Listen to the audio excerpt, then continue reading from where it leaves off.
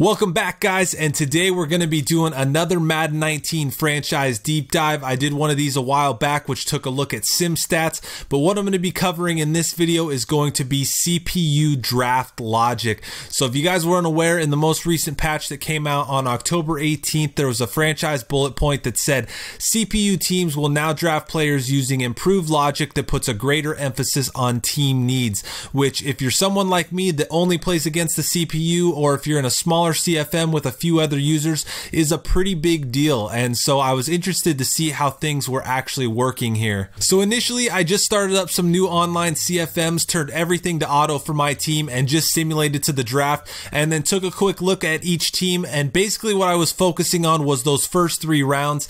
In my opinion, once you get to the 4th round and further on, I'm willing to be a bit more lenient on how teams draft, just because those players aren't expected to be surefire starters, and I'm okay with taking backups or depth there with those later round picks.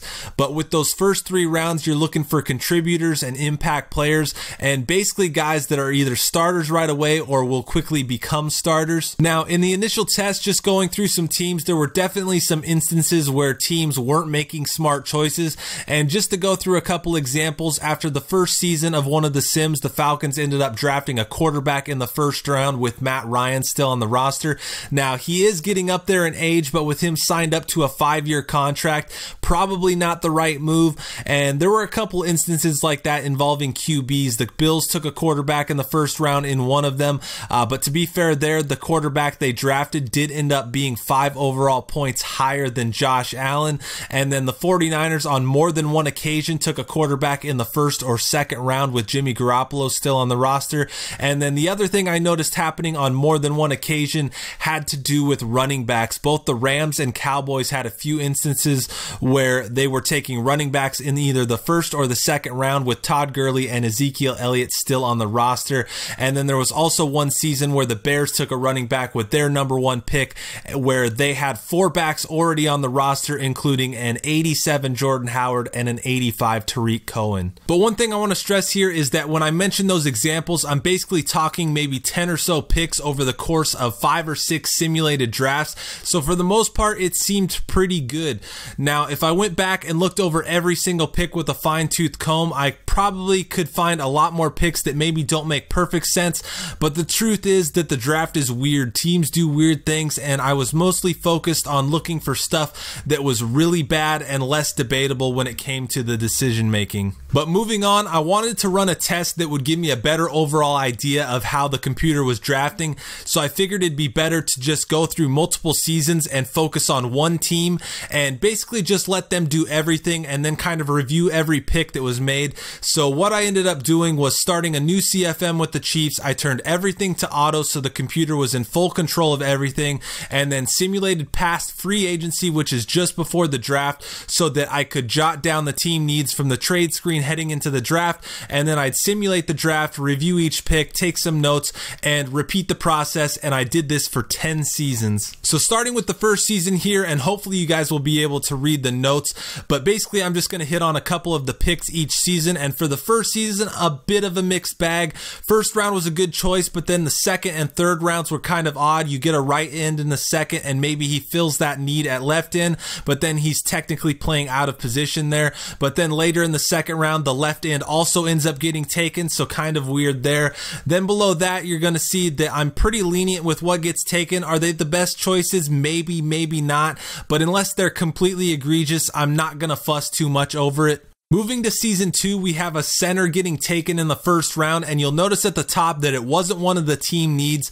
And as the notes mentioned, initially I didn't think this was a good pick, but when I looked at what was on the board at the time, there were better players on the board, but not really at a position of need. So this ended up being a fairly smart pick, and on top of that, he had star devs, so a hit there as well. And that's one of the things that's really important when looking at something like this, is that you have to look at the context of the pick rather than just the pick itself. But going down the list, they also picked a left tackle with star dev who ended up being an immediate starter. 3rd rounder was a bit questionable, and the poor rating kind of magnified that decision even more. But going down the line, more good than bad, as they made picks to fill depth and empty spots on the roster. Season 3, and with the 4th overall pick, they end up taking a defensive tackle with superstar Dev, and this again wasn't a need, but when you look at the pick, it was a good pick. If you can't get a need there, then you should be looking at getting the best player available to upgrade something else, and that's exactly what happened here. Second rounder probably could have gone somewhere else, but you get a decent player that fits into a role that can make an impact.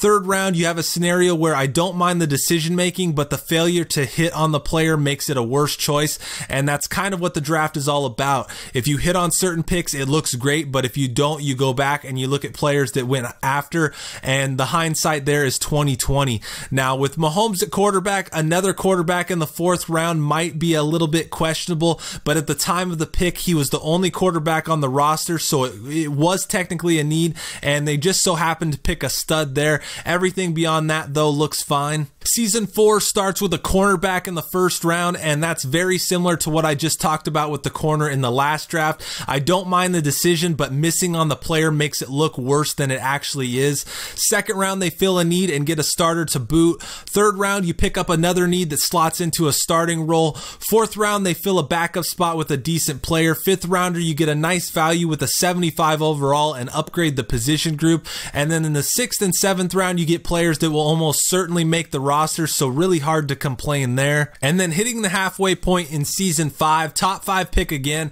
and able to hit the other side of things here. 2 seasons ago, they took the defensive tackle, which wasn't really a need, but a big upgrade and a good player. Here they take not only the #1 need, but also get a great player as well. Not a perfect scheme fit, but really that's the only complaint there. And then 2nd round, again, you hit on the 2nd highest need and pick up another instant starter. Overall is a little low, but the decision making is smart. 3rd rounder is a depth pick and probably would have been better spent elsewhere, to be honest. Same with the 4th rounder. Then with the last 2 picks, you're going to see one of the bigger issues that I have and that you'll see more over the next couple seasons. With late round picks and picks in general, the one thing I think you want to avoid is wasting picks. And by wasting picks, I mean spending it on positions that already have a bunch of players at them and where the likelihood of those players ever making the roster is extremely slim. So with the 6th and 7th rounder, you have picks at positions that don't need more players at all, and with needs and holes at other areas, you'd like to see those picks going there. But on to season 6, again with the top 5 pick, and again able to hit on a need and get a great player in the process. Good pick there. 2nd rounder hits another position of need. 3rd rounder wasn't a good pick at all in my opinion. 2 stud outside linebackers in the top 5 in back-to-back drafts, and then another one gets taken here in the 3rd. Just not a good move. You get a good player, but he just doesn't really have a place on the roster. Then in the last 3 rounds, you kind of get what I mentioned last draft with 2 corners with 8 already on the roster before they were both taken, and then a wide receiver that falls into that kind of thing as well. Moving to season 7, and for the 3rd straight year, a top 5 pick. This time they go wide receiver, and when you look at what else was on the board in terms of need and just overall players, this ended up being a really good decision and draft choice. 2nd round, another one of those where I initially questioned the choice, but it looks like a good forward-thinking type decision to have a replacement for an aging player there. 3rd round was another bad choice with an established starter and numbers at the position. That pick needs to go somewhere else.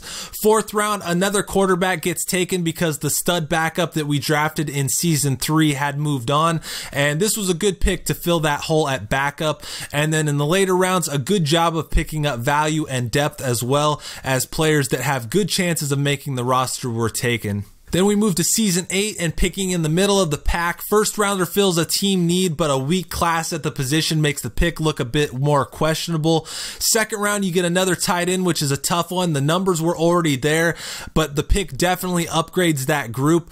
The 3rd round seemed to be the round again where the most weird decisions came from. A quarterback was taken in the 4th round last season, and then at this point, Mahomes is still only 30 years old and in the 90s, so that's not a pressing need, and I would have liked to see something else go there. 4th round, a fullback, which was the only one I saw drafted in all 10 of these drafts.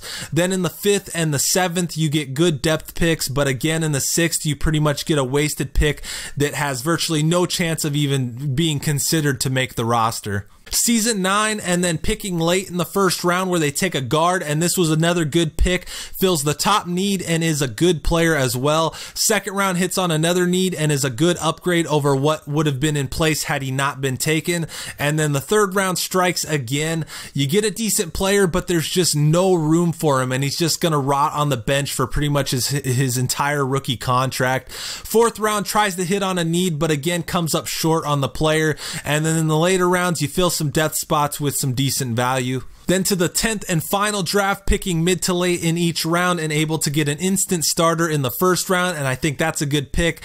Second rounder isn't a need, but is another one of those picks where the position is light on numbers, and despite not being a starter, is a significant upgrade over what would have been in place had he not been taken. Third rounder isn't a terrible choice and kind of fills a need, albeit on the opposite side. Then the rest of the way, they take some good depth and get decent value and nothing too ridiculously bad. The seventh rounder could have been spent on something else, but at the end of the day, it's a seventh rounder, so I'm not going to quibble too much over that. So that wraps up the drafts, and obviously a pretty small sample size in the grand scheme of things, but when I look at it, my initial impression is that it's in a pretty good place. Wonky things are always going to happen, but the key is limiting them so that they're fewer and far between, and I think that's what's happening here. When you look at the early rounds, there was a lot of good decisions being made and a lot of good players being taken. Obviously, the third round was producing some odd choices, but I think there was definitely more good here than bad. And the way I also kind of looked at things is that if I was ever in a position to let the CPU draft for me, would I trust it to do a good enough job? And personally, I would. Based on what I saw here and what you've seen, you might disagree with me, and that's perfectly fine, but based on what I was looking for, I think it did a pretty good job and much better than I was initially expecting. But that's going to do it for the video though. Let me know your thoughts on what you saw here or what you might be experiencing with your own franchises when it comes to CPU draft logic since the last update. Hope you guys enjoyed the video, and as always, thanks for watching.